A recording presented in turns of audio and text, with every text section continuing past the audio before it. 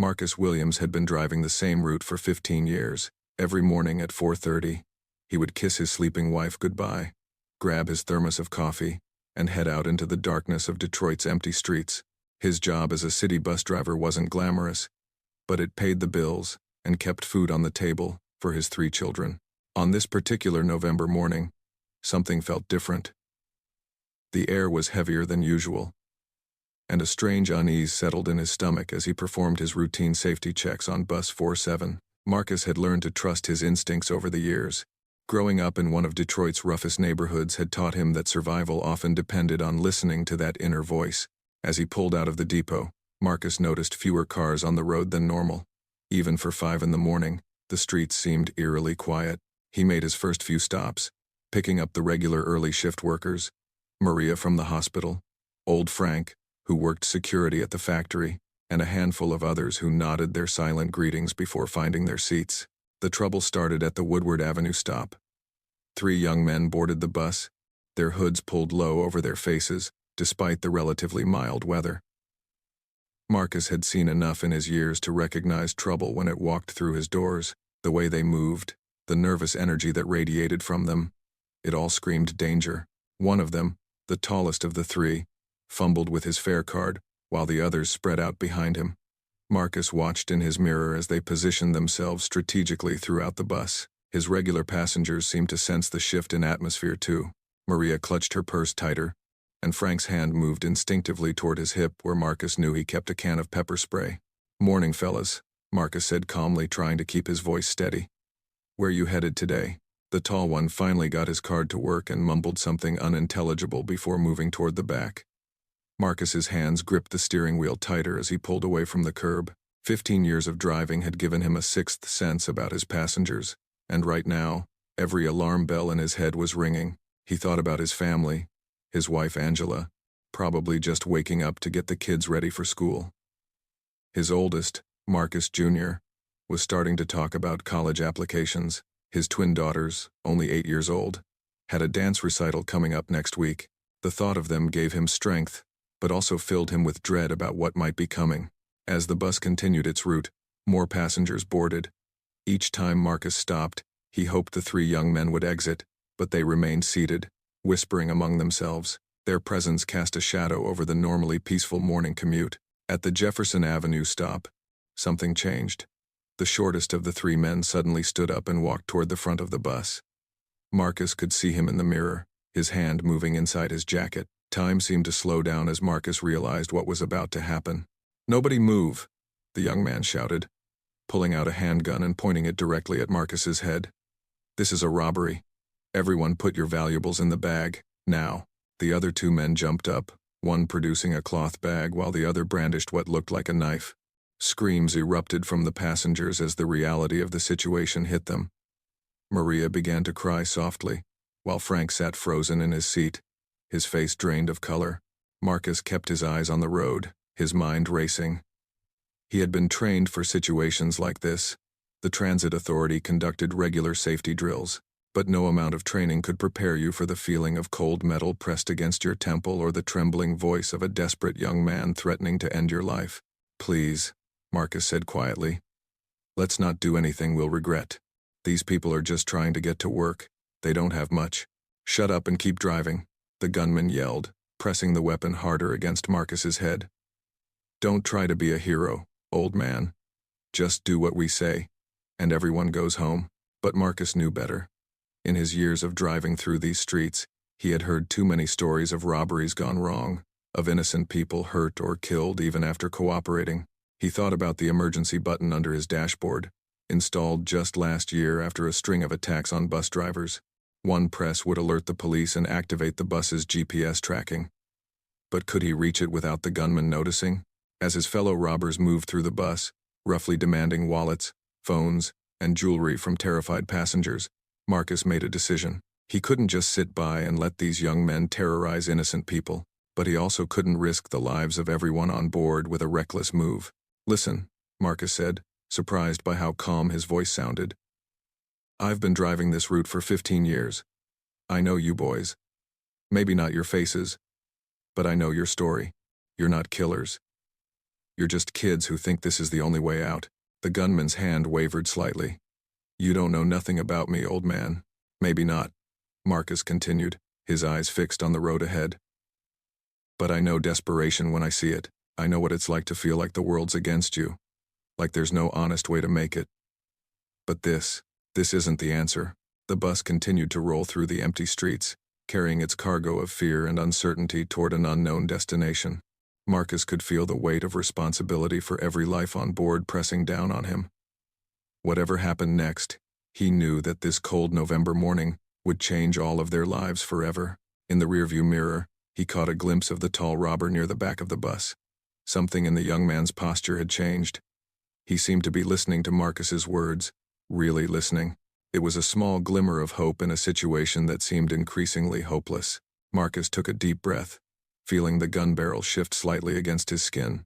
The next few moments would determine whether he would see his family again, whether these passengers would make it to their destinations, whether these three young men would cross a line they could never come back from. The city lights blurred past the windows as Bus 47 continued its journey into the unknown, carrying with it the dreams, fears, and desperate hopes of everyone on board. The gunman's breathing was ragged, his hand trembling as he kept the weapon pressed against Marcus's temple. In the mirror, Marcus could see the other two robbers growing more agitated as passengers fumbled with their belongings, some crying, others frozen in shock. "Tommy, hurry up!" the gunman barked over his shoulder. "We need to get out of here." Marcus filed away the name. Tommy, the tall one who had seemed uncertain from the start. He watched as Tommy mechanically collected items from passengers, his movements lacking the aggressive confidence of his partners. Something about this boy was different. "Where do you want me to drive?" Marcus asked, keeping his voice level. "If we keep going on the regular route, we'll hit the police station in about 10 minutes. The gunman's eyes widened with panic. "Turn left here. Get us away from the main roads."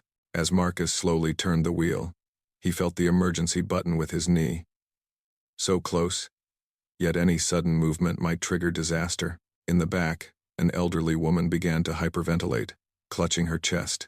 "Please," Maria called out. "She needs her medication. Let me help her." "Nobody moves," the third robber shouted, waving his knife menacingly. But Tommy had already moved toward the elderly woman. "Let her get the medicine," he said quietly. "We're not trying to kill anybody." This moment of humanity created a shift in the atmosphere. Marcus seized the opportunity. "See, you're not murderers, you're just scared kids who made a bad choice. But it's not too late to make a better one." "Shut up!" The gunman pressed harder, but his voice cracked, revealing his youth. He couldn't have been more than 19. Marcus continued driving down the empty side street, his mind working furiously. He knew these neighborhoods, knew that in about 3 blocks they would pass St. Augustine's Church, where Father Michael would already be preparing for morning mass. The priest was known throughout the community for his work with troubled youth. "You know what I see when I look at you?" Marcus said, addressing the gunman but speaking loud enough for all three to hear. "I see my nephew. Same age as you, probably. Made some bad choices. Thought robbing people was his only option. You know where he is now?" The gun wavered slightly. "I said shut up." "Dead," Marcus continued, his voice heavy with genuine emotion. "Shot by another kid just like him. Fighting over money that wasn't enough to change either of their lives. Left his mama crying over a casket, wondering where she went wrong." In the rearview mirror, Marcus saw Tommy stop collecting from passengers. The bag hung limp in his hand as he stared at the floor of the bus. "But before he died," Marcus went on, "he told me something. Said he wished he had taken that job at the community center when Father Michael offered it. Wished he had swallowed his pride and accepted help when people tried to give it." The elderly woman's breathing had stabilized thanks to her medication, but the tension in the bus remained thick. Frank, the security guard, had his hand on his pepper spray but hadn't moved, understanding that any aggressive action could escalate the situation fatally. "Why you telling us this?" the gunman asked, his voice smaller now, less certain. "Because in about 30 seconds, we're going to pass St. Augustine's Church," Marcus said. "Father Michael runs a program there. No questions asked. No judgment, just help for kids who want a different path. You can take whatever's in that bag and run, maybe get caught, maybe not, or you can make a different choice." The shortest robber, the one with the knife, grew agitated. "Don't listen to him, Jerome. He's just trying to trick us." "Jerome, Now Marcus had another name. These weren't hardened criminals. They were neighborhood kids, probably from families not so different from his own. "It's no trick," Marcus said firmly. "I'm offering you something worth more than whatever's in that bag. I'm offering you a chance to walk away from this before it defines the rest of your life." The bus was approaching the church.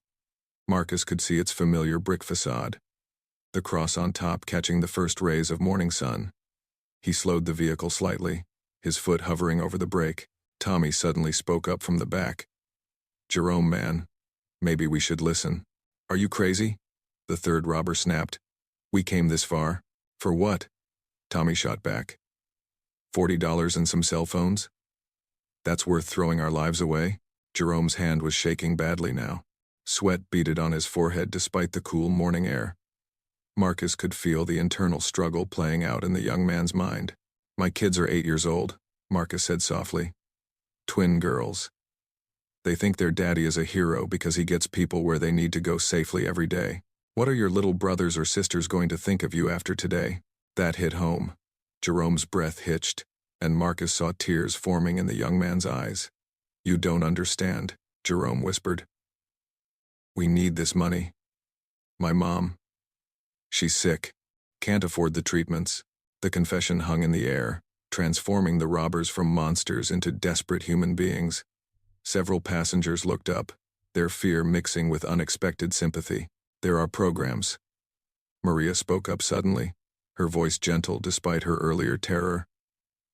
"At the hospital where I work. For people who can't afford treatment. I could help." Marcus felt the gun barrel drop slightly from his temple. The church was right beside them now. Through the windows, they could see Father Michael's familiar figure standing in the doorway, probably wondering why a city bus was crawling past at such an odd hour. "This is it," Marcus said. "Decision time. You can walk off this bus as robbers, or you can walk off as young men who made a mistake but chose to make it right. What's it going to be?"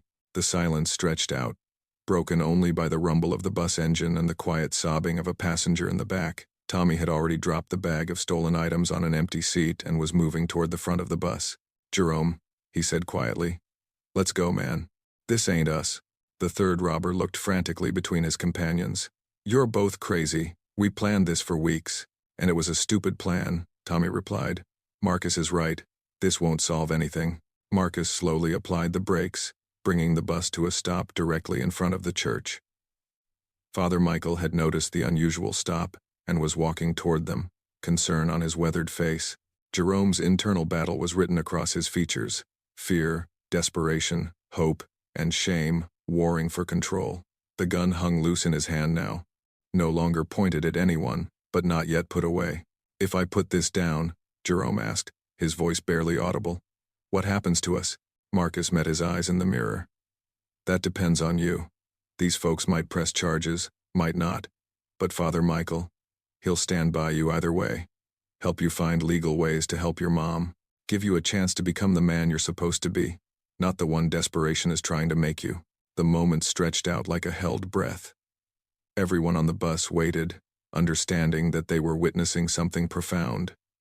A soul at a crossroads, deciding which path to take. Finally, slowly, Jerome lowered the gun completely. His shoulders sagged as if a great weight had been lifted from them. "I'm sorry," he said, his voice breaking. "I'm so sorry. We didn't know what else to do." Tommy reached out and gently took the gun from Jerome's unresisting hand, carefully engaging the safety before setting it on the dashboard away from everyone. The third robber stood frozen, clearly unsure whether to run or follow his friend's lead. Marcus carefully reached for the radio, his movements slow and deliberate. "Dispatch. This is Bus 47. We have a situation that's been resolved peacefully. Requesting non-emergency police assistance at St. Augustine's Church. And please, tell them we have 3 young men who want to turn themselves in and get help." As Father Michael approached the bus doors, his kind face showing no judgment, only concern, Marcus felt the tension in the vehicle beginning to dissipate. What had started as a morning of terror was transforming into something else entirely. A moment of redemption, of second chances, of humanity triumphing over desperation. Father Michael stepped onto the bus, his presence immediately bringing a sense of calm to the chaotic scene. He looked at the three young men, then at Marcus, and finally at the frightened passengers. Without a word, he walked directly to Jerome, who stood trembling near the driver's seat. "Son," Father Michael said gently, "whatever brought you here this morning, we can work through it together." The third robber, the one with the knife, suddenly made a decision. He dropped the blade with a clatter and slumped into the nearest seat, burying his face in his hands. "I can't go to jail," he moaned. "My little sister. She depends on me." "What's your name?" Father Michael asked. "Deshawn," came the muffled reply. Marcus watched as something remarkable began to happen. The passengers, who moments ago had been victims of these young men, began to see them differently. Maria was the first to speak up. "I meant what I said about the hospital programs," she said to Jerome. "If your mother is sick, there are ways to get help without this." Frank, the security guard, slowly stood up. Everyone tensed, but he simply walked to where the bag of stolen items lay and began sorting through them. "Folks should get their belongings back," he said gruffly. But then he added, looking at the three young men, "I was your age once. Made my share of mistakes. The difference is, someone gave me a second chance." As passengers began retrieving their items, several chose not to press charges. The elderly woman who had needed her medication spoke up in a voice surprisingly strong. "These boys need help, not prison." If they're willing to accept that help. The police arrived within minutes, but the scene they found was not what they expected. Instead of a typical robbery aftermath, they discovered what looked more like a community meeting. Father Michael had gathered everyone together, and Marcus had turned off the engine, transforming the bus into an impromptu counseling session. Officer Patricia Williams, a veteran of the district, surveyed the scene with experienced eyes. She knew Father Michael well, had seen him work miracles with troubled youth before. "What exactly happened here?" she asked. Marcus spoke first. "These three young men made a serious mistake. They attempted to rob the bus. But something important happened. They chose to stop. They chose to ask for help instead." Officer Williams looked skeptical. "They held you at gunpoint?" "Yes," Marcus admitted, "but no one was hurt, and I believe they've learned something that no jail cell could teach them." What followed was unprecedented. Over the next hour, each passenger gave their statement. But instead of demanding justice, most asked for mercy. They spoke of seeing themselves or their own children in these desperate young men. They talked about the moment when fear transformed into understanding. Tommy, Jerome, and Deshawn sat with Father Michael, pouring out their stories. Tommy's father had been killed in a workplace accident, leaving the family with nothing. Jerome's mother had cancer, and they had been evicted after missing rent payments to pay for medication. Deshawn was trying to support his younger sister after their parents died in a car accident. These weren't excuses, but explanations. The three young men took full responsibility for their actions, apologizing to each passenger individually. The sincerity of their remorse was evident to everyone present. Officer Williams had a decision to make. By law, armed robbery was a serious felony. These young men could face years in prison. But she also knew the statistics. How prison often turned desperate kids into hardened criminals. She made a call to her supervisor, explaining the unique situation. What happened next shocked everyone, including Marcus. The prosecutor's office, after consulting with the victims and considering Father Michael's intervention program, offered a revolutionary deal. The three young men would enter an intensive rehabilitation program instead of prison. They would perform community service, specifically working with at-risk youth to share their story and prevent others from making similar mistakes. But the story didn't end there. What happened in the weeks and months that followed was what truly shocked everyone who heard about the incident. Maria organized a fundraising campaign at the hospital for Jerome's mother. Within 2 weeks, they had raised enough not only for her treatment but also to help the family get back on their feet. Jerome worked every day at the hospital, volunteering in the cancer ward while attending night school. Frank offered Deshawn a job as a security trainee at his company. "Better to have someone who understands desperation working to prevent it," he said. Deshawn proved to be one of the most dedicated employees, eventually becoming a supervisor who specialized in conflict resolution. Tommy's story was perhaps the most remarkable. Marcus took him under his wing, helping him get a job with the transit authority. Starting as a cleaner, Tommy worked his way up, inspired by Marcus's example. 5 years later, he became a bus driver himself, working the same early morning route where his life had changed. But the most shocking development came exactly 1 year after the incident. Marcus received a call from the mayor's office. The city wanted to honor him with a citizenship award for his heroism. At the ceremony, Marcus stood before a packed auditorium, uncomfortable with the attention. "I'm no hero," he said into the microphone. "I just did what any decent person would do. I saw 3 young men who needed help more than they needed punishment, but the real heroes are sitting in this audience." He pointed to the section where Maria, Frank, and the other passengers from that morning sat. Among them were Jerome, Tommy, and Deshawn, all wearing suits, all working legitimate jobs, all contributing to their community. "These passengers chose forgiveness over revenge," Marcus continued. "They saw past their fear to the humanity in those boys.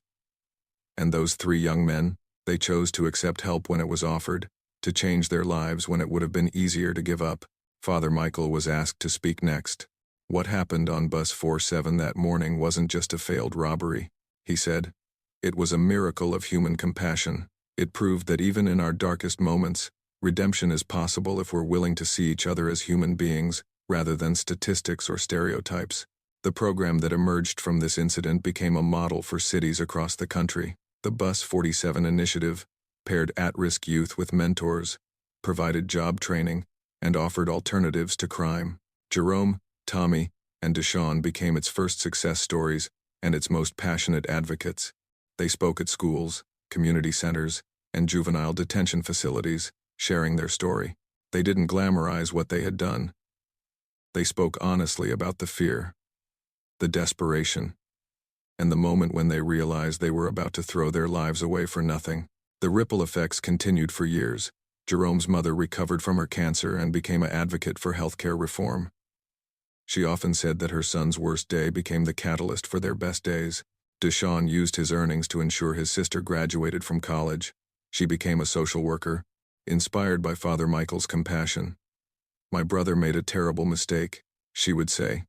"But the way the community responded taught me that people are capable of incredible forgiveness and growth." Tommy met his future wife while speaking at a community event about the dangers of crime. She was a teacher who worked with at-risk youth, drawn to his honesty about his past and his dedication to preventing others from making similar mistakes. Marcus continued driving Bus 47 for several more years before retiring. On his last day, the bus was full of familiar faces. Passengers from that fateful morning, community members whose lives had been touched by the Bus 47 initiative, and 3 men in their 30s who owed their futures to a bus driver who chose compassion over fear. As Marcus pulled into the depot for the final time, Jerome, Tommy, and Deshawn were waiting. They had pooled their money to buy him a gift, a plaque that read, "To Marcus Williams, who taught us that it's never too late to choose a different road." The incident on Bus 47 became more than just a strange news story. It became proof that in a world often divided by fear and mistrust, moments of genuine human connection could change everything. What started with a gun held to Marcus's head ended with hundreds of young people choosing better paths, inspired by 3 would-be robbers who were given a second chance.